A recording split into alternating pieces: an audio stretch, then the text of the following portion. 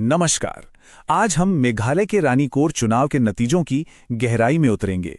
पर यह सिर्फ किसी की हार या जीत की कहानी नहीं है, ये एक फोरेंसिक जांच है इस बात की कि शासन और मतदाताओं के बीच भरोसे का रिश्ता कैसे टूटता है। तो चलिए समझते हैं कि इन आंकड़ों के पीछे की असल कहानी क्या है। सबसे पहले जरा इस जगह को देखिए। ये है रानीकोर, दक्षिण पश्चिम खासी हिल्स में बसा एक बेहद खूबसूरत इलाका।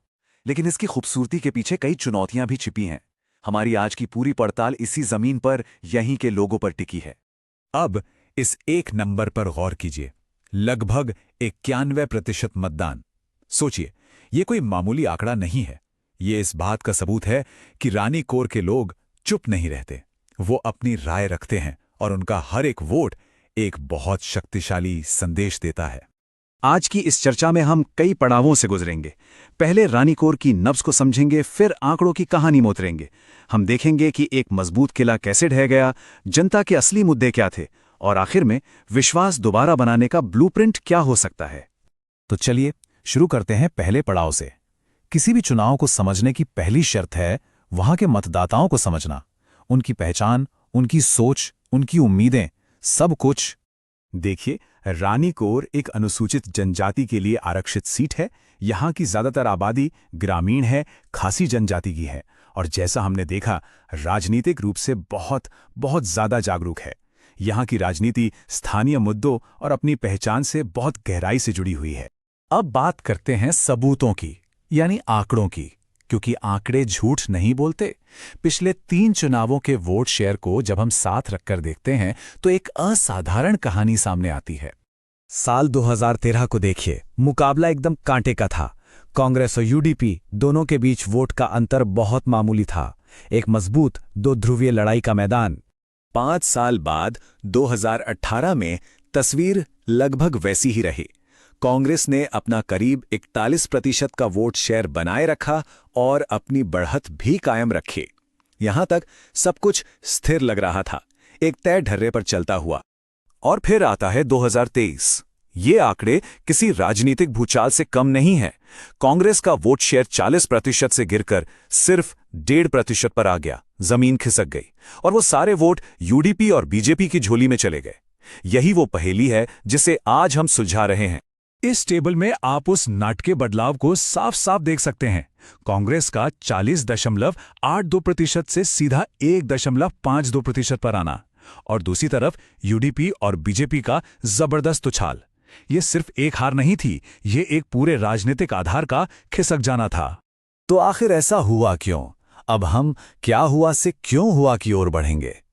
चलिए इस चुनावी पतन का एक विश्लेषण करते हैं, एक ऑटोप्सी करते हैं और इसके पीछे के असली अंदरूनी कारणों को समझते हैं।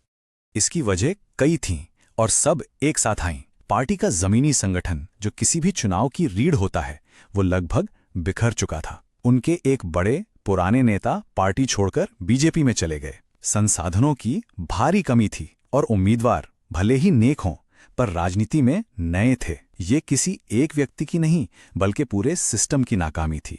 इसे हम ऐसे भी समझ सकते हैं, अंदरूनी तौर पर पार्टी के पास एक साफ सुथरी छवि के उम्मीदवार तो थे, लेकिन संगठन कमजोर था और संसाधन नहीं थे। और बाहरी तौर पर एक बेहद मजबूत विपक्ष तैयार बैठा था, जो जनता की नाराजगी को भुनाने का कोई मौका नहीं छोड़ना चाहता था। लेकिन रुकिए, कहानी सिर्फ पार्टी की अंदरूनी कमजोरियों की नहीं है। असल कहानी तो मतदाताओं की है। उनकी अनसुनी शिकायतें, उनकी अधूरी जरूरतें। इस चुनावी फैसले की सबसे बड़ी वजह यही थी। ये जनता का अपना बही खाता था। अब इन आंकड़ों से बाहर निकलकर जरा जमीन पर उतरते हैं। एक किसान की कल्पना कीजिए, जो महीनों मेहनत करके अपनी फसल उगाता है और एक रात हाथियों का झुंड आता है और सब कुछ तबाह कर देता है। ये सिर्फ पैसों का नुकसान नहीं है, ये उसकी मेहनत, उसकी गरिमा और उसके अस्तित्व पर हमला है। और सोचिए, इसके अलावा रोजमर्रा की जिंदगी की मुश्किलें। गांव में बिजली आती जाती रहती है, कोई भरोसा नहीं, और अपने ही पैसे निकालने या जमा करने के लिए कोई नजदीकी बैंक तक नहीं है। ये वो कटी हुई जीवन रेखाएं हैं जो सीधे सीधे जीवन की गुणवत्ता पर असर डालती हैं। और ये लिस्ट यहीं खत्म नहीं होती।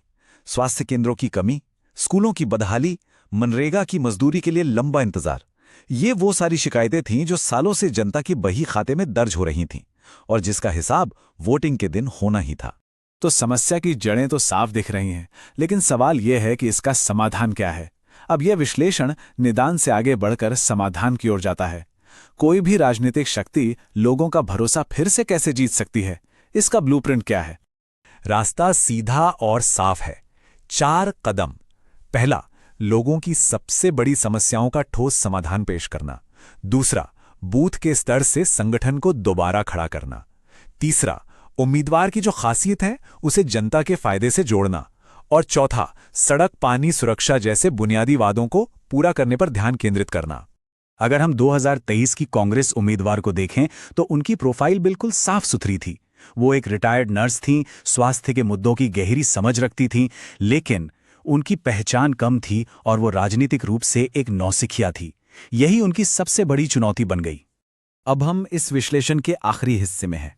रानी कौर की कहानी सिर्फ एक विधानसभा सीट की कहानी नहीं है, ये सार्वजनिक सेवा और शासन के बारे में एक सार्वभौमिक सबक है।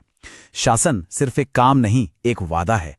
एक ऐसा वादा जो संविधान के मूल्यों पर आधारित है, हर नागरिक की गरिमा का वादा और एक जिम्मेदार संवाद का वादा। तो सबसे बड़ी सीख क्या है?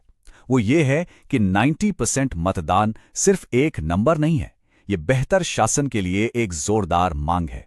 और जब ये मांग लगातार अनसुनी कर दी जाती है तो जनता अपना जवाब देती है, बिना शोर किए, शांति से, लेकिन बहुत स्पष्ट रूप से, सीधे बैलेट बॉक्स के जरिए। तो हम इस विश्लेषण को इसी एक सवाल के साथ छोड़ते हैं। जरा सोचिए, अगर चुनाव जनता और नेताओं के बीच एक बातचीत है तो उस रिश्ते का क्या होता है जब एक पक्ष दूसरे की सुनना ही बंद कर दे? रानी कौर ने तो अपना जवाब दे दिया है। If you want to become a people centric leader and uplift your constituency, get in touch with blueprintstrategies.ai at mgr@blueprintstrategies.ai or call 080-4204-1602. Purpose beyond politics.